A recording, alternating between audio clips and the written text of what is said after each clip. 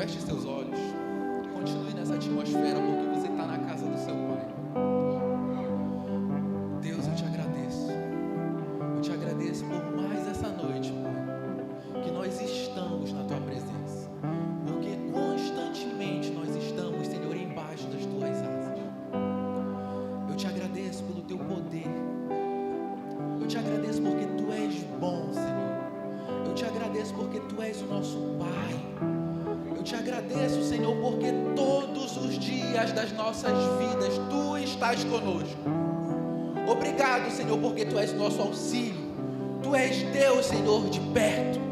Obrigado, Senhor, porque em Ti nós podemos todas as coisas. Eu te agradeço, Senhor, porque Tu és bom. Eu te agradeço, Senhor, porque Tu estás conosco. Eu te agradeço porque Tu és misericordioso, Senhor. Eu te louvo pelo Teu poder. Eu te louvo porque Tu és um Pai amável, Senhor. Eu te louvo, Senhor, porque Tu jamais esqueces, Senhor, de nós. Eu te agradeço, Senhor, porque desde antes da fundação do mundo, Tu já nos chamava pelos nossos nomes, Senhor. Obrigado pelo Teu poder que age, Senhor, em nós. Eu te agradeço, Deus, no nome de Jesus. Eu te louvo, Senhor, porque Tu és bom em todo o tempo. Eu te agradeço pelo Teu poder, Senhor. Eu te louvo, Pai, em nome de Jesus. Em nome de Jesus, Pai. Amém. Igreja, você pode sentar. Obrigado. Amém? Vocês estão bem? Tá fraco. De novo, vocês estão bem?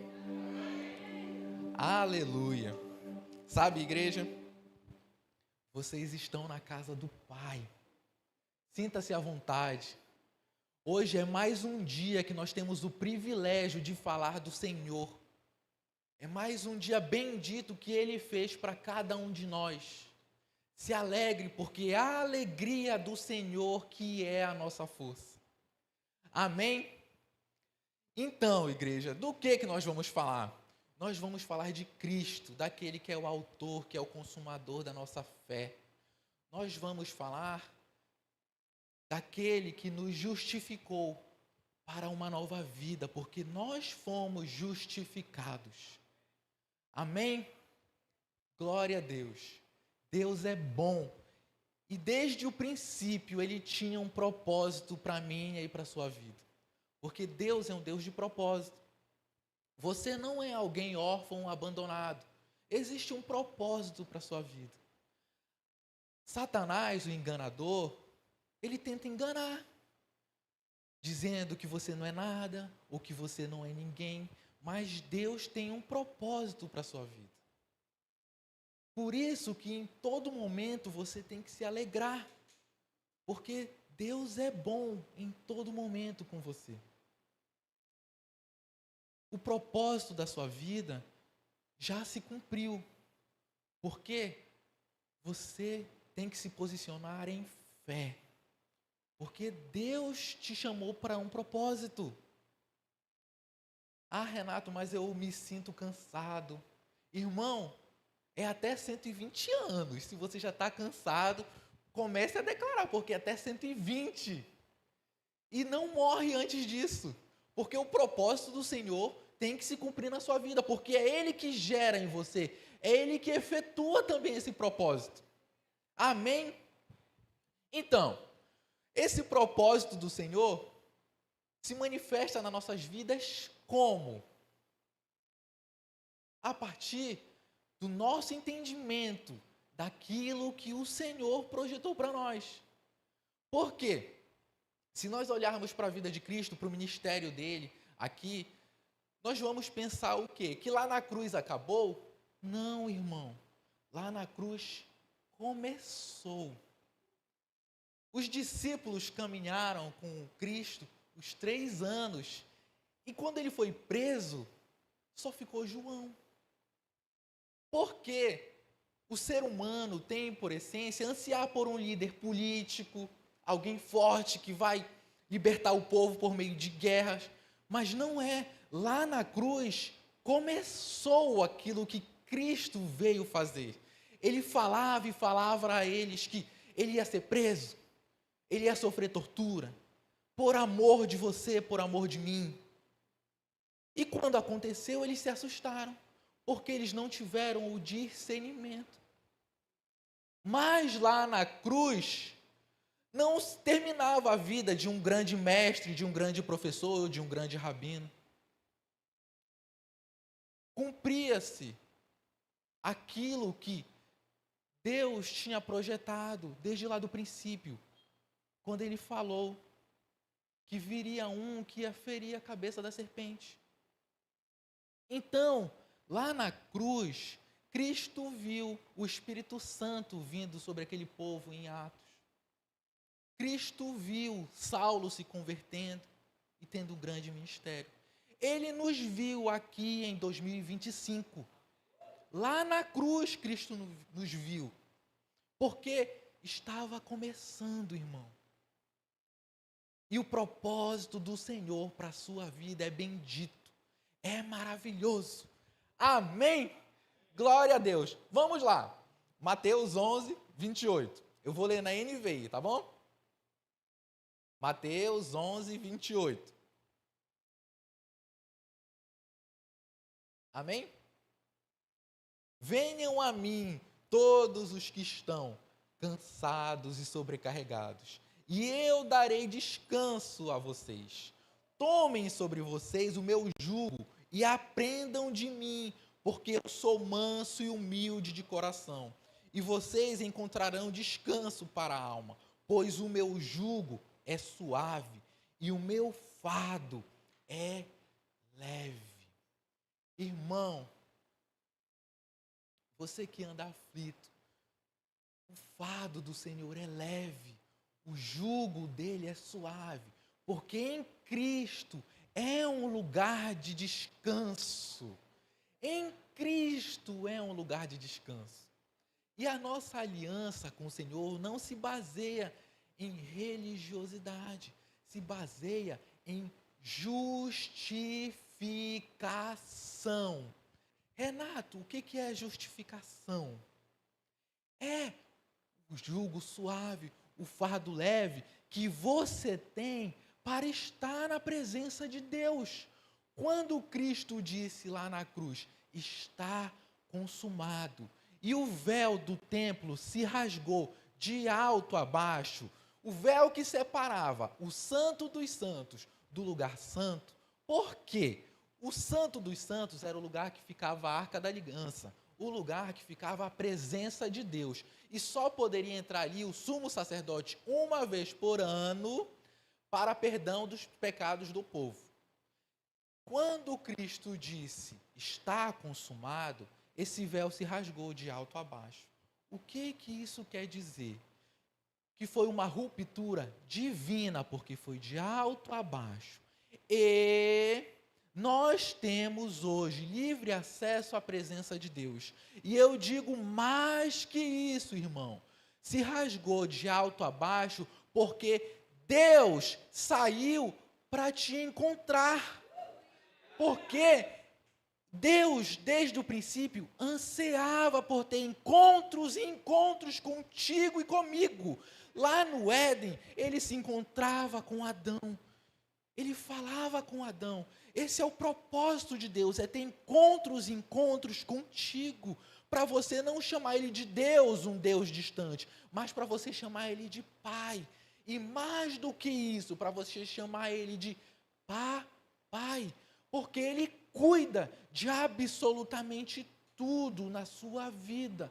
Então, quando Cristo disse, está consumado, e se rasgou o véu, e ele disse, está consumado, e sobre a face da terra houve escuridão, irmãos, ele pegou todos os pecados do mundo, passados, presentes e futuros, e se separou da presença de Deus, para que hoje você e eu tivéssemos o privilégio dessa presença.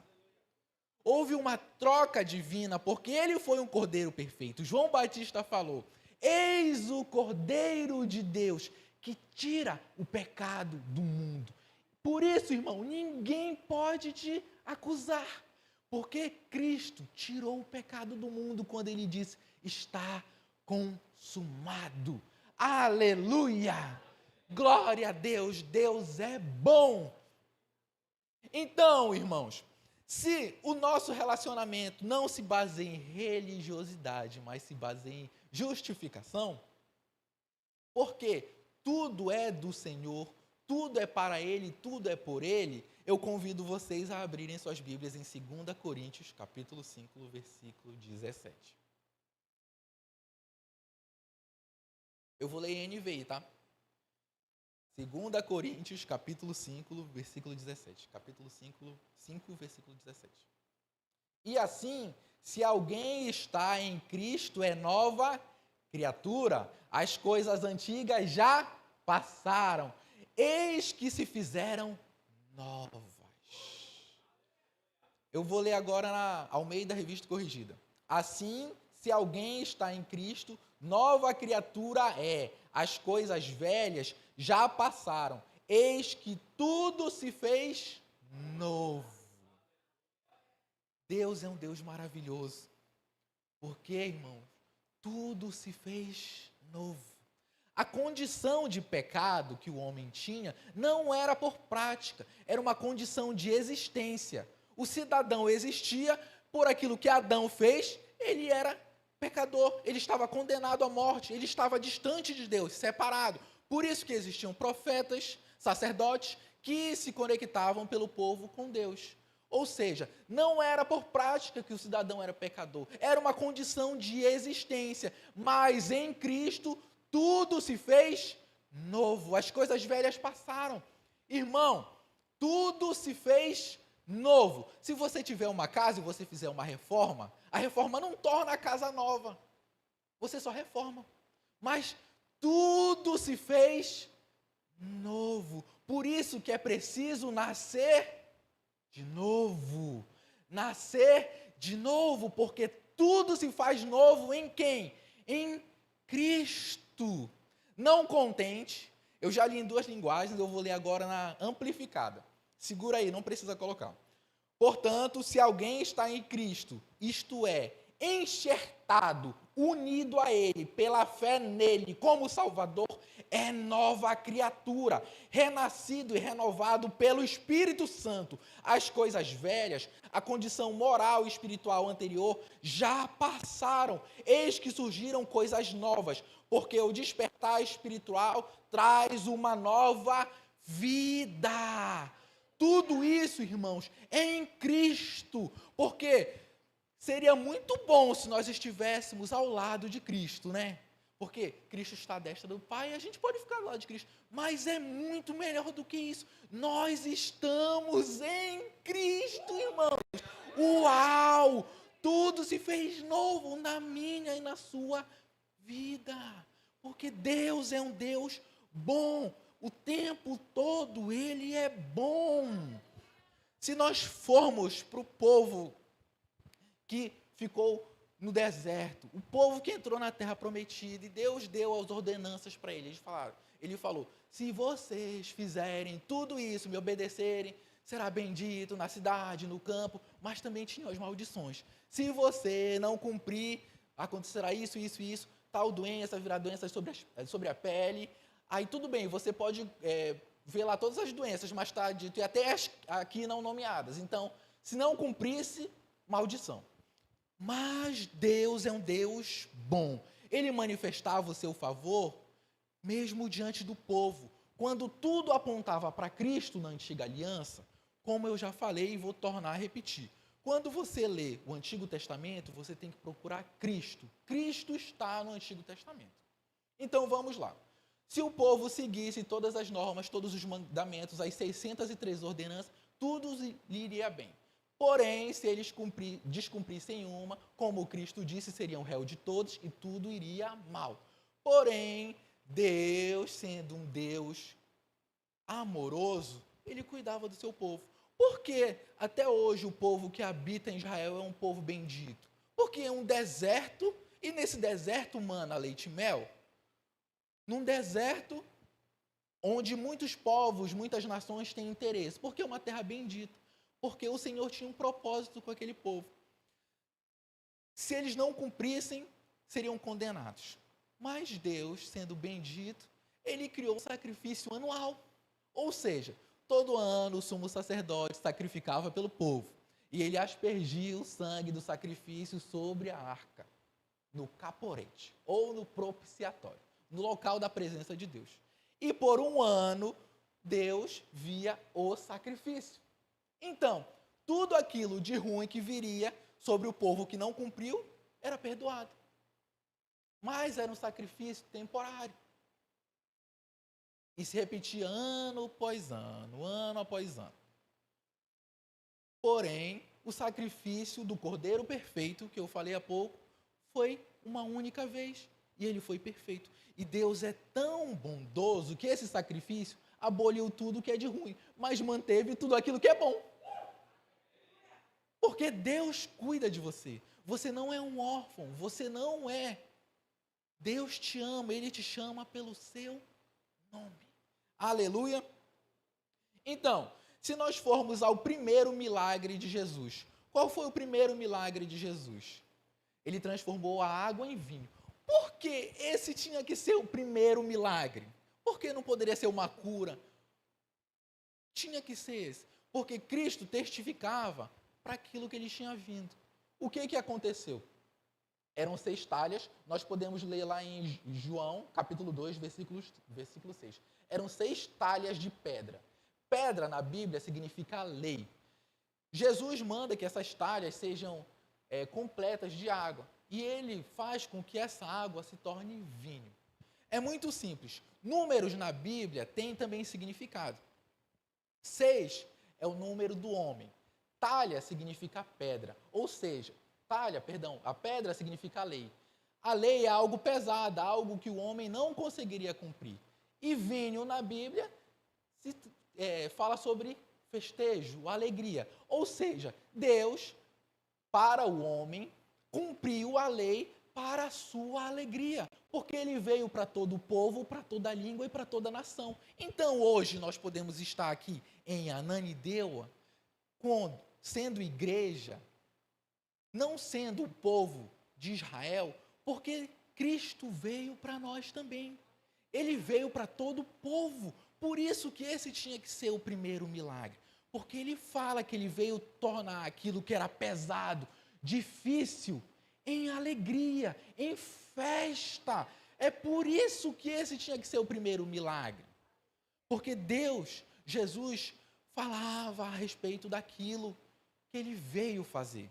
Quando ele ressuscitou e andou com os discípulos no caminho para Emaús, ele fala a respeito dele, desde Moisés aos profetas, porque Cristo está na Bíblia, desde o início, na criação, Cristo está lá.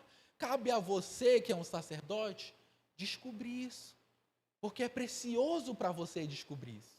Amém? Então, Jesus, que não tinha nenhum erro, ele se entregou como um sacrifício perfeito. E esse sacrifício foi um único sacrifício perfeito.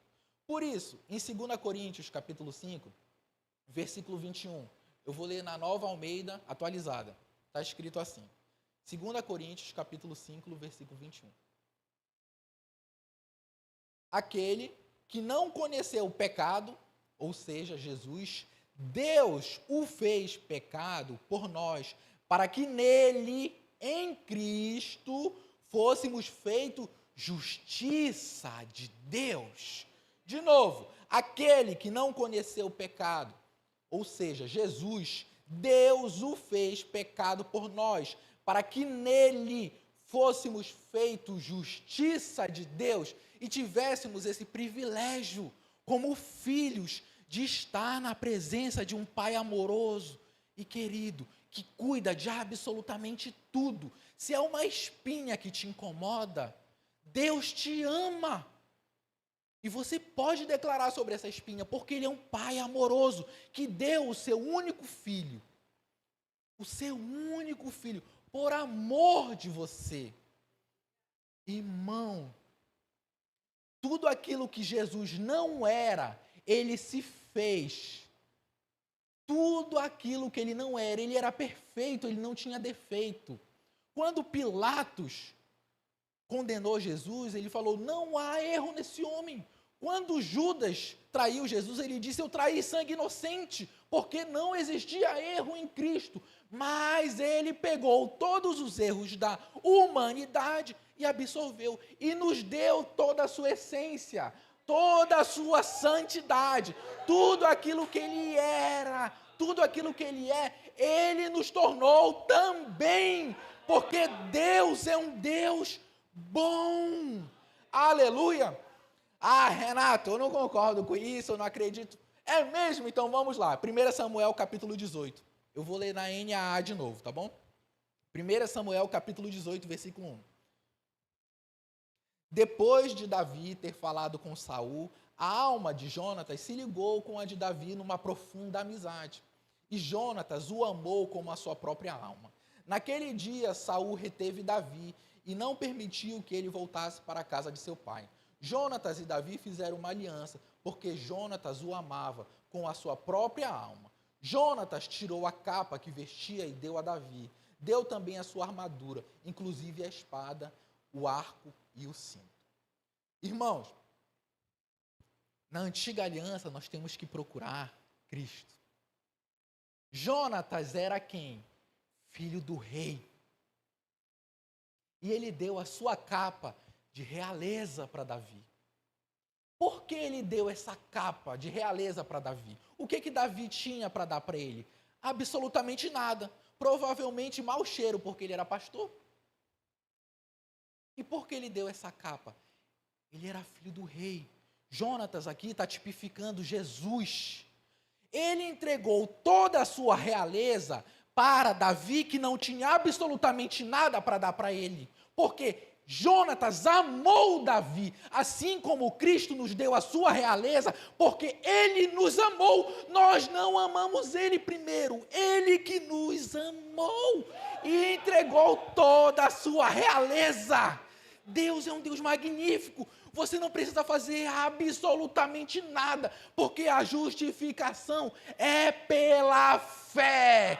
É pela fé. Você não precisa amar, porque Deus te amou primeiro. Você ama porque o amor de Deus transborda em você. Uau! Deus é maravilhoso. Uau! E Ele te justifica pela fé. Pela fé. Irmão, tudo que você faz é porque você é um filho amado, porque você ama, você ora porque você ama a Deus, você jejua porque você ama a Deus, e esse amor se manifesta porque Ele te amou primeiro. Desde o princípio, Cristo já te amava. No seio do Senhor você já era amado, você já era precioso. Como você é hoje, você é constantemente amado. Profundamente amado. Aleluia. Então, irmãos, em tudo isso, foi uma troca que o Senhor fez. Toda a sua realeza, tudo aquilo que era perfeito, Deus te entregou. Deus manifestou na tua vida. É por isso que você tem que engrandecer o nome do Senhor em absolutamente tudo. Em absolutamente tudo, porque foi uma troca divina. Jesus andava manifestando a glória de Deus, e essa mesma glória habita em você. Amém? Vamos lá, eu vou ler Efésios, capítulo 2, versículo 1. Eu vou ler na NAA de novo. Irmãos, qual é a questão? Nós temos que entender tudo aquilo que nós éramos e tudo aquilo que nós somos como filho. Nós somos preciosos, mas nós éramos separados de Deus, nós estávamos mortos. Efésios capítulo 2, versículo 1. Ele lhe deu vida quando vocês estavam mortos em suas transgressões e pecados, aquilo que nós éramos, nos quais vocês andaram noutro tempo, segundo o curso deste mundo, segundo o príncipe da potestade do ar, do espírito, que agora atua nos filhos da desobediência, o que éramos. Entre eles, também, nós todos andamos no passado, segundo as inclinações da nossa carne, fazendo a vontade da carne e dos pensamentos. E éramos, por natureza, filhos da ira, como também os demais. Éramos, mas Deus, sendo rico em misericórdia, por causa do grande amor com que nos amou, estando nós mortos nas nossas transgressões, nos deu vida juntamente com Cristo. Pela graça vocês são salvos. O que somos, continuando, e juntamente com Ele nos ressuscitou, e com Ele nos fez assentar nas regiões celestiais em Cristo Jesus. O que somos agora, o que somos, continuando, Deus fez isso para mostrar nos tempos vindouros a suprema riqueza da sua graça em bondade para conosco em Cristo Jesus, porque pela graça vocês são salvos, mediante a fé, o que nós somos. E isso não vem de vocês, é dom de Deus. É o que nós somos, salvos, mediante o favor de Deus. Não de obras, para que ninguém se glorie, pois somos feitura dele, criados em Cristo Jesus, para boas obras, as quais Deus de antemão preparou para que andássemos nelas. Uau! Irmão, você é salvo pelo favor do Senhor. Você sabe quando aquele povo andava no deserto e o sol não maltratava eles? De noite o frio não maltratava, por causa do favor do Senhor. Deus sempre cuida dos seus. E isso não vem de você, irmão. É pelo favor do Senhor. E Deus é um Deus de favor. Deus é um Deus exagerado. Porque Ele fala que você é abençoado na cidade, no campo, que você é muito mais do que vencedor. Irmão, não basta ser vencedor, tem que ser muito mais do que vencedor. Irmão, o que é ser muito mais do que vencedor? É se deleitar em absolutamente tudo, sem trabalhar em nada. Renato, isso não faz sentido. Ah, faz muito sentido. Faz muito sentido. Eu vou te dar um exemplo para te dizer como faz sentido. Vamos lá. Meu pai, sendo fuzileiro naval, elite da elite, comando os anfíbios, vamos lá. O que acontecia? Chegava lá, olha só, Heraldo, vai ter treinamento, aí lá vai. Meu pai, 30 dias treinando, mochila pesada, fuzil pesado, treina, anda na lama, anda na chuva, no sol, 30 dias. Ele terminava os 30 dias, ele vencia os 30 dias. Só que ele chegava em casa no dia que o salário era depositado na conta. Aí ele chegava, amor, cheguei. O salário está na conta. Ele foi vencedor. A minha mãe, eu e meus irmãos, fomos muito mais do que vencedores. Porque ele trabalhou e venceu. A gente não fez nada e estava desfrutando. Uau! Ser muito mais que vencedor é isso, irmão. E em Cristo nós somos muito mais do que vencedor. Irmão, em Cristo, quanto mais você gasta o seu dinheiro, mais Ele multiplica. Abençoe a sua conta bancária. Fale, haja dinheiro, haja prosperidade na minha casa, porque eu sou muito mais do que vencedor. Eu sou filho, tudo aquilo que meu pai tem, eu tenho. E meu pai é rei sobre absolutamente tudo. Então, quem é filho de rei é príncipe e princesa. Irmão, você é realeza. Uau! Deus é bom! Glória a Deus! Irmão, e a maldição, tudo que era de maldição nas nossas vidas foi quebrado em Cristo. Se nós formos para Gênesis capítulo 8, versículo 4, fala sobre a Arca da Aliança, a Arca de Noé. A Arca de Noé tipifica Jesus. Por quê? Os 8 que estavam dentro da arca balançaram em meio ao dilúvio, só que quando eles caíam, eles estavam na arca, que é a presença de Jesus. Ou seja, vamos lá, Gênesis capítulo 8, versículo 4. No 17º dia do 7º mês, a arca repousou nas montanhas de Ararat. A arca, que é Cristo, repousou nas montanhas de Ararat. Ararat significa a maldição está quebrada. Vamos lá, no 17º dia do 7º mês. Mais tarde, esse 7º mês se tornaria em Moisés o mês da Páscoa, que pelo calendário religioso seria o primeiro mês. Mas marca isso. No 17º mês, no 7º mês, a arca repousou nas montanhas de Ararat. Ararat, que significa a maldição, foi quebrada. E nesse mês, que é o mês da Páscoa, Cristo entrou em Jerusalém no dia 10 do mês da Páscoa. E quando o cordeiro que entrava em Jerusalém para ser sacrificado, ele era observado durante 3 dias, porque tinha que ser um cordeiro de 1 ano que não tinha defeito. Ou seja, ele era observado. E nesses 3 dias que Cristo entrou em Jerusalém, o que aconteceu? Ele foi perguntado pelos fariseus, eles tentaram pegar erros dele, ele foi espionado, até que, depois desses 3 dias, não havendo erro, ele foi crucificado na Páscoa, correto? Como eu falei ainda há pouco, Pilatos disse que nele não havia erro. Judas disse que ele traiu sangue inocente. Nós estamos 3 dias que ele foi observado, no 4º na Páscoa, no dia 14, ele foi crucificado. 3 dias depois, no dia 17 do mês da Páscoa, ele ressuscitou, quando a maldição foi quebrada. Ou seja, quando a arca repousou em Ararat, no dia 17, a maldição foi quebrada, porque apontava para a ressurreição de Cristo.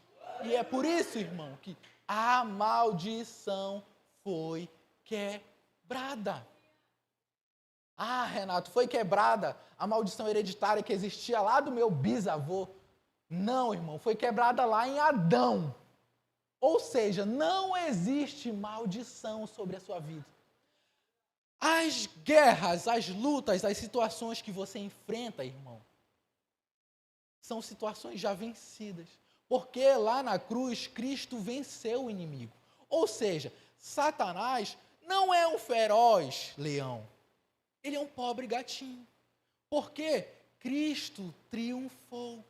E quando ele despojou o inimigo, expondo a vergonha, ele se assentou à destra do Pai. E quem está com Cristo à destra do Pai? É você, campeão. Ou seja, irmãos, usa o teu leme. Renato, o que é meu leme? É a minha língua. Confessando o quê? Tudo que você é está aqui. Eu sou curado. Eu sou próspero. Eu sou bendito, porque Deus diz que eu sou amado. Eu empresto a muitos e eu não tomo emprestado. Renato, mas eu ando triste. A alegria do Senhor é a minha força. Eu vou rir, eu vou correr, porque o Senhor já supriu cada uma das minhas necessidades. Eu vou rir. Eu não vou ficar calado, eu não vou falar palavras de maldição sobre a minha casa, sobre a minha vida, porque o Senhor Deus disse que eu tenho domínio sobre absolutamente tudo. Então eu uso meu leme, eu sou bendito, eu sou próspero. Irmão, usa o teu leme, muda a realidade. Se a terra é sem forma e vazia, diga, haja luz, diga, haja firmamento. Oh, irmão, e eu estou usando metáforas, fale sobre o seu salário, Fale sobre a situação da sua vida. Fale vida, porque de você flui um rio, e esse rio vem do alto. Aleluia! Irmãos, estamos chegando ao fim. Como você pode falar tudo isso? É muito simples. Vamos lá. 1 Coríntios, capítulo 6, versículo 17. Eu vou ler na linguagem de hoje. 1 Coríntios, capítulo 6, versículo 17. Por que você pode falar tudo isso e mudar a sua realidade? Porém, quem se une com o Senhor se torna espiritualmente uma só pessoa com Ele. Uau! Você é uma só pessoa com o Senhor. Irmão, é por isso que de você flui um rio de água viva. É por isso, porque você é um só com o Senhor. Você tem que falar, tal qual Cristo é, eu sou também. Você já viu realeza passar necessidade? Não, é muito mais. Superabunda, irmão, superabunda. Porque tal qual Cristo é, você é também. Porém, quem se une com o Senhor se torna espiritualmente uma só pessoa com Ele. Aleluia! Vamos lá para encerrar. Romanos capítulo 3, versículo 21. Eu vou ler na NAA de novo. Mas agora, sem lei, a justiça de Deus se manifestou, sendo testemunhada pela lei e pelos profetas. De novo, 21. Mas agora, sem lei, a justiça de Deus se manifestou. A obra que foi feita lá na cruz, sendo testemunhada pela lei e pelos profetas, porque foi como eu falei, desde o início, estava apontando que viria um Cordeiro perfeito. Ele viria tirar o pecado do mundo. A lei e os profetas foram testemunhas de tudo isso que nós vivemos hoje, de tudo que nós estamos vivendo agora, porque esse é o tempo favorável do Senhor. É agora. 22. É a justiça de Deus mediante a fé em Jesus Cristo para todos e sobre todos os que creem. Porque não há distinção, pois todos pecaram e careceram da glória de Deus. Éramos sendo justificados gratuitamente por sua graça. Fica redundante, irmão, porque você foi justificado gratuitamente pelo favor do Senhor. A cédula de condenação que existia, irmão, foi rasgada. Não tem mais poder sobre você, porque você foi gratuitamente justificado pelo favor do Senhor. E esse favor é maravilhoso na sua vida. Ele é superabundante. Você é altamente favorecido. Aleluia! Mediante a redenção que há em Cristo Jesus, a quem Deus apresentou como propiciação no seu sangue, mediante a fé. Deus fez isso para manifestar a sua justiça, por ter Ele, na sua tolerância, deixado impunes os pecados anteriormente cometidos, tendo em vista a manifestação da sua justiça no tempo presente, a fim de que o próprio Deus seja justo e o justificador daquele que tem fé em Jesus. Uau! Deus te justificou, irmão. Deus te justificou. Quando Cristo disse, está consumado, Ele pensou em você hoje, aqui, agora, em 2025. Irmão, e a morte de cruz é uma morte de tortura. A posição que os crucificados ficavam era uma posição que não se podia falar, porque o pulmão é comprimido, então não se consegue falar. Mas Jesus gritou, Ele bradou, está consumado. Ele gritou, tetelestai. Tetelestai significa estar completamente pago. E nesse momento, Ele falou, Deus meu, por que você me abandonaste? Foi o único momento que Jesus chamou o Pai de Deus. Por quê? tudo aquilo que existia de ruim na humanidade, todos os pecados. Aquele que nunca viu o pecado se tornou pecado. E Deus não compactua com o pecado. Ele virou as costas. Por isso que sobre a face da terra, ao meio-dia, houve escuridão. Porque o Pai se separou do Filho. Houve morte espiritual. Deus meu, por que tu me abandonaste? E hoje, para que hoje nós pudéssemos dizer: meu Pai, meu Papai, por que tu me ama tanto assim? Uau! Igreja, é maravilhoso ter participação nisso. É maravilhoso ter consciência da justificação e poder ter encontros e encontros com o nosso Papai. Vamos orar, fique de pé.